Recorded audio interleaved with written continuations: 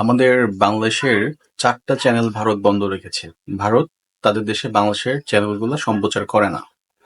কারণ কারণ হচ্ছে ওদের দেশের নিজস্ব চ্যানেলটাই বেশি প্রায়োরিটি দিয়ে থাকে। অন্যদিকে দেখেন আমরা যেটা করি সেটা হচ্ছে আমরা আমাদের বাংলাদেশি কোনো চ্যানেল খুব কম দেখি হচ্ছে কি ভারতের চ্যানেল। এতে করে আলটিমেটলি কারা লাভবান হচ্ছে? ভারতের লাভ হচ্ছে। কারণ বাংলাদেশি কোম্পানি, বড় বড় কোম্পানিগুলা ওই ভারতের যে টিভি চ্যানেলগুলো আছে, স্টার জলসা থেকে শুরু করে যা যা আছে এই ধরনের টিভিতে প্রচুর পরিমাণে অ্যাড দিতেছে।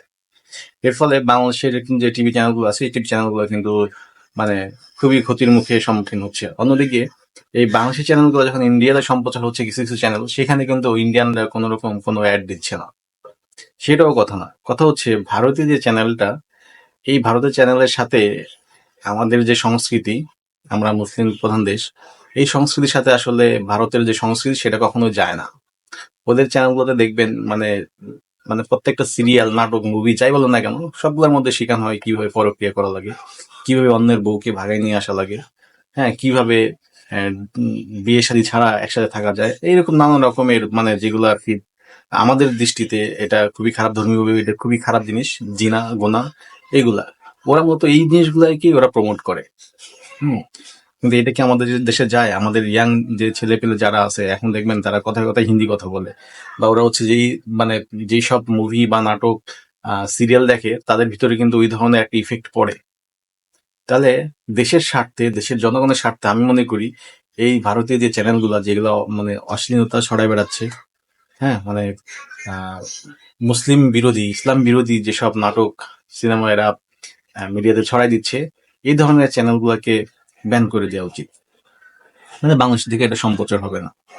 হ্যাঁ, এটা বন্ধ করতে হবে। কেন করতে হবে? কারণ হচ্ছে এইটার কারণে আমাদের দেশের যে ইয়াঙ্গার যে একটা জেনারেশন আছে, এই জেনারেশনটা কিন্তু বিপদগামী। ইদানিং খুব দেখবেন, খেয়াল করলে নিউজে আসে যে মেয়ে বাবাকে হত্যা করে ফেলছে, ছেলে বাবাকে কোপ দিছে, হ্যাঁ, বাবা ছেলেকে কোপায় মেরে ফেলছে। মানে এরকম নানান রকমের ঘটনা কিন্তু আসে, যেগুলো আমরা আগে পূর্বে কখনো শুনি নাই, বা হচ্ছে এরকম কোনো কিছু আমরা আশাও করি না। আপনি কি চাবেন আপনার ছেলের হাতে মার খেতে?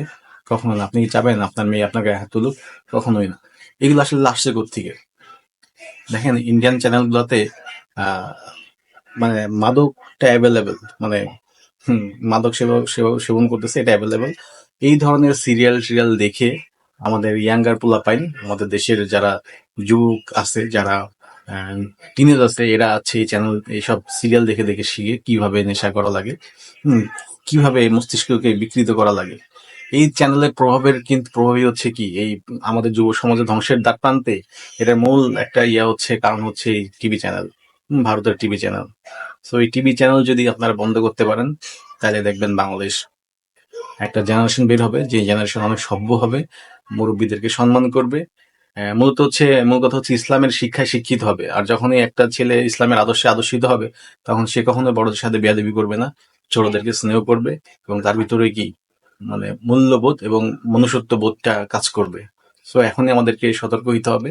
হ্যাঁ, ভিডিওটি বেশি বেশি করে শেয়ার করে দেন, কারণ এটা যখন কর্তৃপক্ষের দৃষ্টিতে আসবে তখন হয়তো তারা এটা একটা উদ্যোগ নেবে। অলরেডি আমরা শুনেছি ঢাকার যে দক্ষিণ সিটি মেয়র, উনি একটা উদ্যোগ নিয়েছে, সেটা হচ্ছে যে টিভি চ্যানেলের উদ্যোগ বলতে উনি এটা দাবি জানিয়েছে যে ভারতীয় যত টিভি চ্যানেল আছে এগুলো সব বন্ধ করতে হবে বাংলাদেশে। ধন্যবাদ সবাইকে।